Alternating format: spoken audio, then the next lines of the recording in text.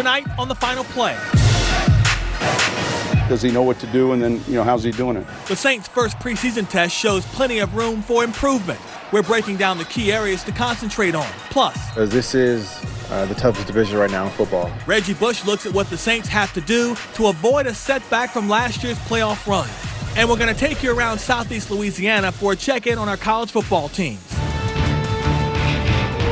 From Fox 8 Sports, this is the Final Play, sponsored by your Southern Quality Ford dealer. Built Ford tough.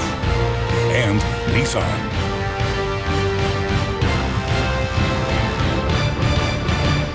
Welcome into the Final Play. I'm Juan Kincaid, and we're now 3 days removed from the Saints' first preseason game.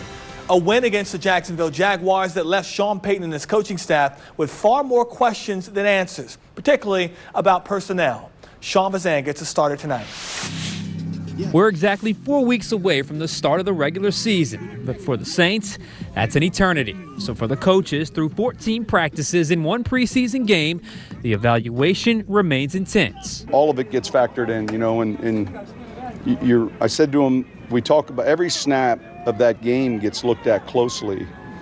And so you can't disappear into a punt or a kickoff for a play. It's getting rewound 8 times and we're evaluating the effort, the technique. Does he know what to do? And then, how's he doing it? One of the most competitive position battles is at running back, where Terrence West, Boston Scott, Shane Vereen, and Jonathan Williams are all battling to fill the void that Mark Ingram will leave behind while out on suspension. And after one preseason game, Williams has emerged. And if he's not at the forefront of the competition, he's very close. I've just been working. I've just been trying to put my head down and working. I think that showed in the preseason game. He's doing well. I thought he played well in the game in his reps. I thought he's had some good practices. He's a guy with good vision. He'll get what's blocked. We just got to keep giving him those opportunities. The offensive line is intriguing. The starters are set, and likely so is a key reserve in Jermon Bushrod. But those final spots are complicated. Draft picks Rick Leonard and Will Clapp, along with veteran Josh Larebius and currently injured Cameron Tom, all have a legitimate shot to catch on the roster, but also can get cut. And then there's still the issue of finding a returner. Brandon Tate and Scott both did solid work in the first preseason game. But Sean Payton says that battle is far from finished. Nope. We're not even halfway through camp yet. We played one preseason game, so we've got hopefully a lot of return opportunities to where it's clear to all of us, but right now it's early. These guys are working on it, and we'll keep looking. It's also important to note that when it comes to training camp battles, sometimes the winner isn't necessarily here. Sometimes that player is on one of the other 31 rosters across the NFL. With the Saints in Metairie, I'm Sean Fazan for the Final Play. We welcome in once again Josh Katzenstein from NOAA.com, the Times Picker Unit. We're going to get to the roster battles that Sean was talking about in a second. But when you look at the preseason game, it wasn't the team's best performance. It wasn't their worst. But it seems like it was the right kind of performance that Sean Payton needed for his football team right now. Yeah, absolutely. You look at these preseason games and everyone's like, ooh, they won. It's like, no, the team doesn't really care. Obviously, they say every time you get on the field that you want to win.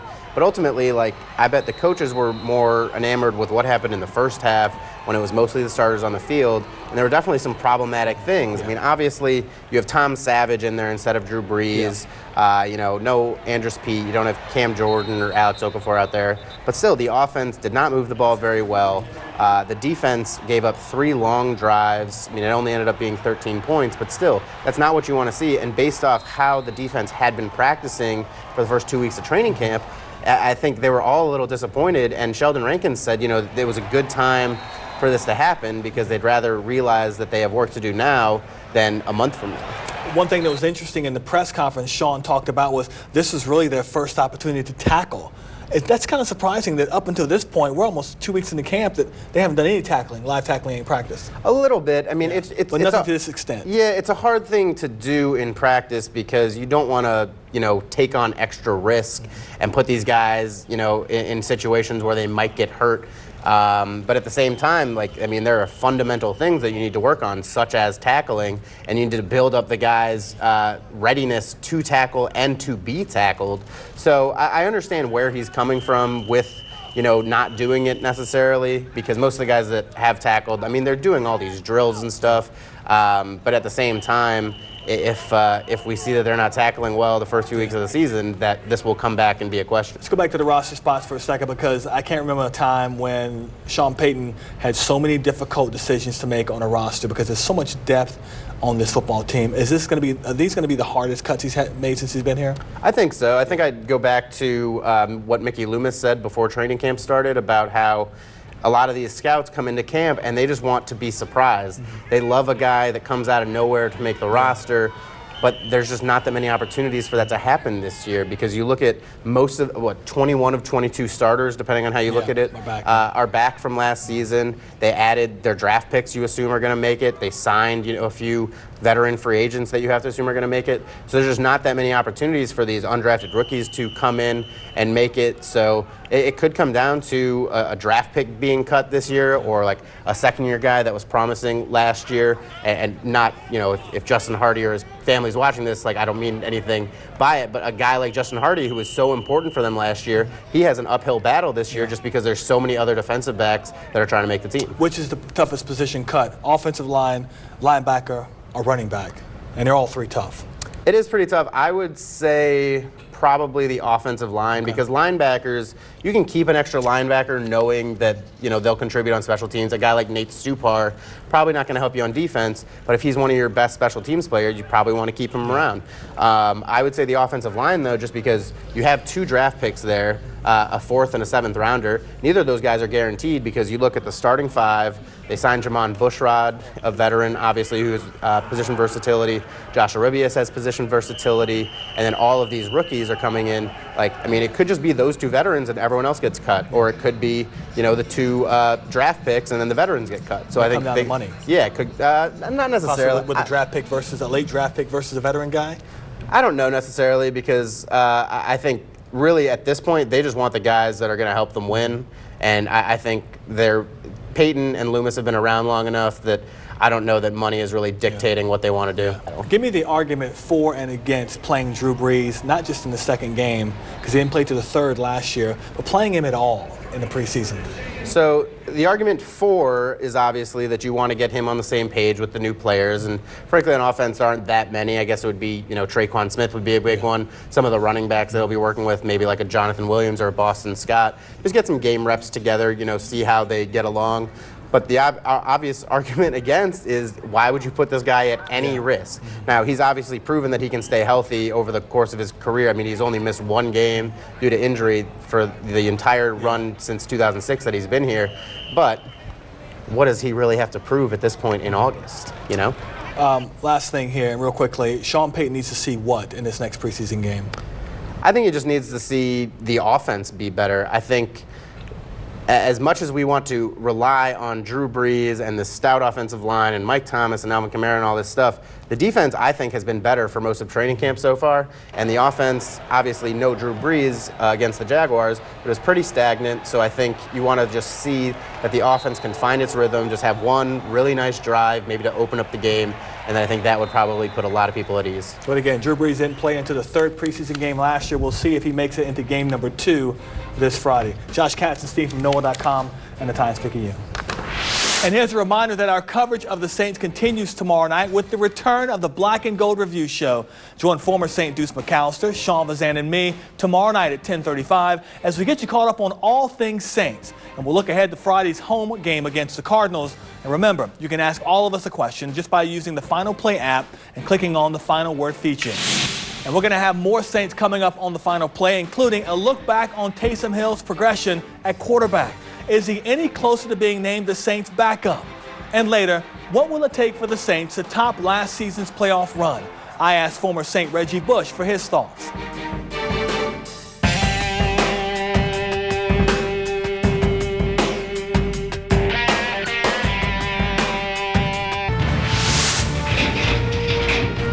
You're watching The Final Play.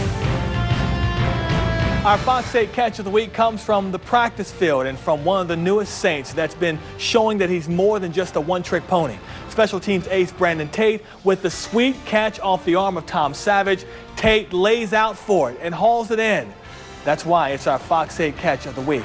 Now that the butterflies that came with playing quarterback in his first preseason game with the Saints have gone, Taysom Hill should be good to go, right? Only time will tell, but the more you can do certainly applies to Hill, who's remained on course to make this team. Question is, at which position? Here's Garland Gillen.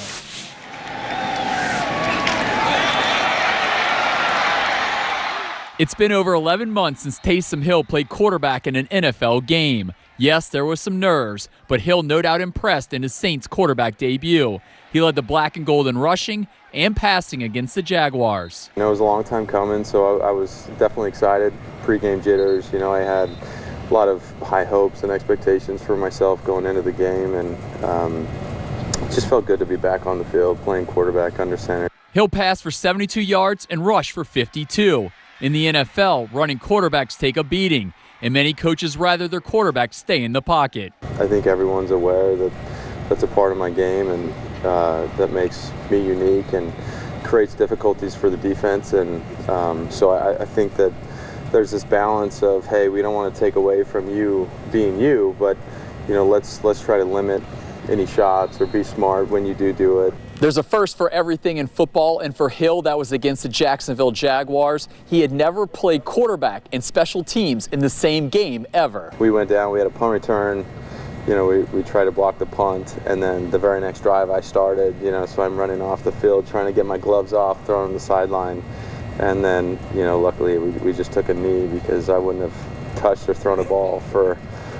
quite a while before starting that drive. So something that was the first time for me. Each week, if you're playing in the preseason, for instance, we're going to be smart when he's playing a lot of snaps, on offense to, monitor what he's doing in the kicking game. As far as the regular season, and it's an additional thing that he does and takes pride in and does well. So we don't have a set, we don't pencil in, hey, we're going to do this with this. We really are paying attention to all those guys and how are they performing. There's this idea that the competition is he and Tom, and yet they're really competing within themselves to see if they're good enough, and the rest of it will sort itself out. From Saints camp, Garland Gillen, Fox 8 Sports. Coming up, do the Saints have what it takes to be better than they were a season ago? Or are they destined to take a step back? We get the thoughts of former Saint Reggie Bush when the final play continues.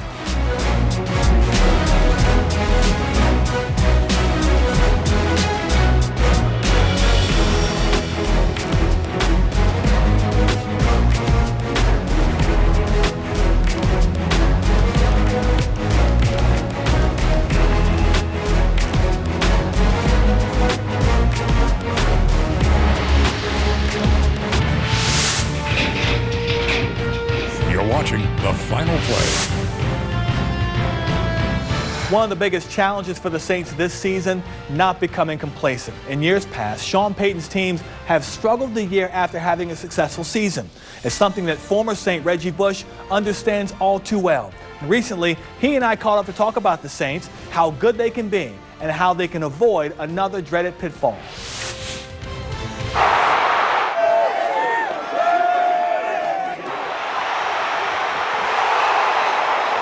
This new addition, you're obviously on a different side of the game now. Yeah. As you look at this football team, what do you see? I see a lot of potential. I see a bright future. We have the offensive and defensive rookie players of the year. So we got a lot of potential on our team.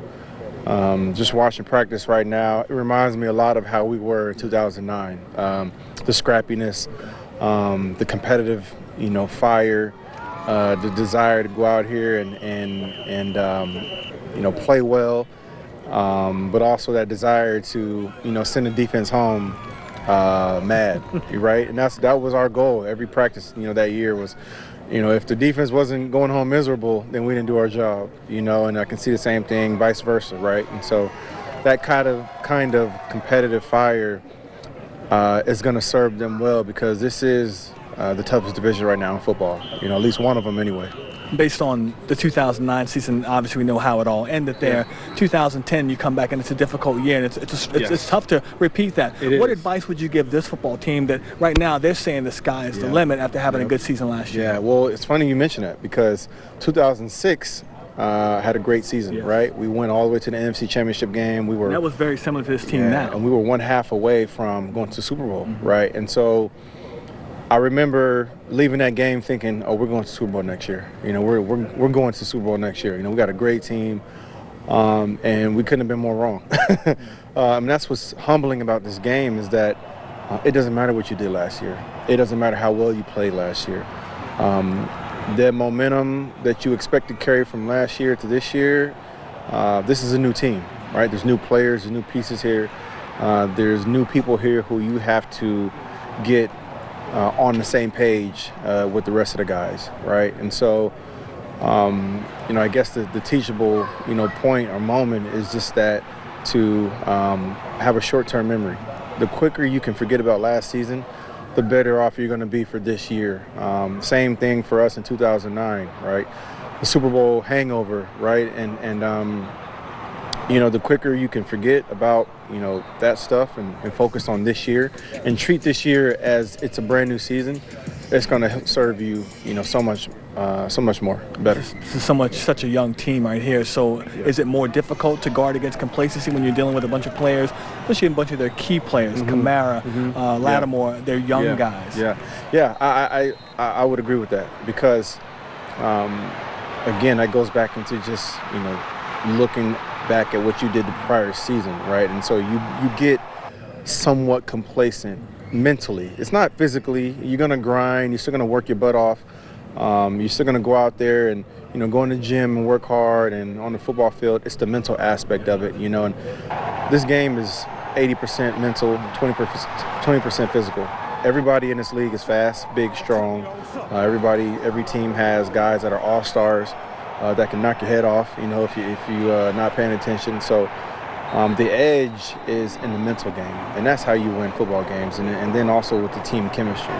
Developing that team chemistry is so important, and for us was the reason why we were able to go win a Super Bowl because going back to training camp, OTAs, minicamp, we started pushing each other to the level, you know, to such a high level that when games came, it was, I mean, that was the fun part. You know, we were partying at that point. As a guy that's already stepped into retirement, looks like he can still play. Yeah. When you look at Drew Brees out there, he's always talking about how he's closer to the end of his career than the beginning. Yeah. How much pressure do you think he's feeling and maybe putting on himself to get to that point once again? Well, I watched him do an interview. Literally yesterday, I was watching an interview with him and LaDainian Tomlinson, and he's just talking about how he's just going to treat this season as if it's his last season, and even though it may not be, but I think that mentality, understanding that, you know, this thing can go any other way. You know, you don't know what's going to happen, what the season has in store for you.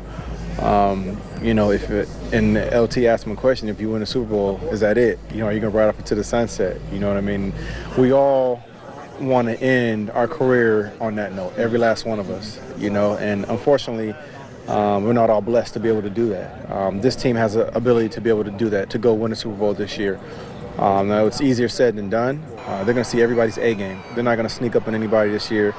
Everybody's going to be prepared for them. They're going to be keen on the run game. There's a whole, you know, year of tape with Kamara and Ingram, you know, together last year. You know, what Michael Thomas did, what Drew did, you know, this whole offense is not going to sneak up on anybody this year. They're going to be ready for them. So I think it's going to bring out the best in this team, too. Up next, we'll talk college football with stops all over the boot. LSU, Tulane, Southeastern, and Nichols. We're coming your way when the Final Play continues.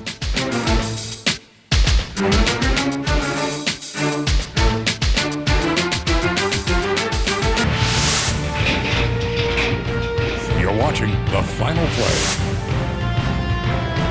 LSU held its first scrimmage on Saturday, starting in Tiger Stadium, but then moving indoors. Of course, no cameras were allowed, but we're told the theme of the day was a dominating defense. Coach Ed Orgeron said that most of that had to do with how well they were prepared by defensive coordinator Dave Aranda and veterans like Devin White and Rashard Lawrence.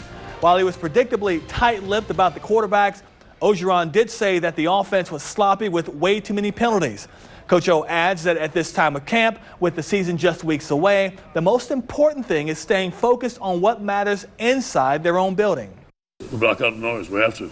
I mean, there's in this world, there's the Twitter, there's news every second, there's things happening. I choose not to read it. I choose to read something positive every morning, come to work. Derek lets me know what the pulse is out there. And sometimes he tells me stuff I don't want to hear. But we got to deal with it. Stuff happens, life happens, but we got to focus in on the task at hand, control what we can control every day.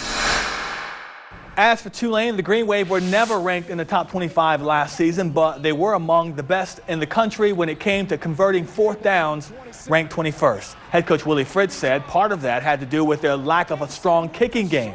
But there's no doubt that Tulane players love having a coach that's not afraid to go big. He's able to trust us, and when you got a coach that's able to trust you, you're able to play for him. We made a lot of fourth down conversions, like when we was playing Army and we was able to win that game. I believe it was 2 fourth down conversions. So, most coaches would have never went for it. We like that out of our coach, especially on the offensive side of the ball. Down in the Bayou, the turnaround for Nichols football wasn't easy, even if they made it look that way. And staying on top will be even harder. The Colonels know they have a target on their back after being picked to finish second in the Southland Conference. In fact, head coach Tim Rebo says they'll take the same approach that they had the last few years, continually working to get better no matter what they did the year before. It was a process, and we talk about being a process, and when you go from 3-8 to 5-6, I told them at the beginning of the year, just because we went 5-6 the year before, there was no guarantee, that we were going to win 7 or 8 games. But the guys had a tremendous offseason. I think we had that early success in the big win over McNeese, the conference opener, and that just propelled us a little bit to having a little success. And over in Hammond, the talk at Southeastern is about improving on last season's 6-5 finish, and they're expecting new head coach Frank Selfo to get them over that hump. Selfo's no miracle worker, but he is a coach that recognizes what a team needs from its coaching staff to be successful on the field. I think I learned that the energy level that they want to be coached and they want to run to the football, they want to play great on offense and do the things we ask them to do. So I think they're expecting us to, with the culture, develop that and keep it going. For all 4 of these teams, kickoff is under 3 weeks away, beginning with Tulane hosting Wake Forest on August 30th. September 1st will be a busy day with the Lions and Colonels, Southern and Grambling State all getting their seasons underway on the road. And on the 2nd, you've got LSU taking its show on the road as well to Arlington, Texas. They'll face the Miami Hurricanes in Jerry's house. And that's our show for tonight. For all of us here at Fox 8, I'm Juan Kincaid. We hope you'll join us again next Sunday night for the Final Play. From Fox 8 Sports, this has been The Final Play.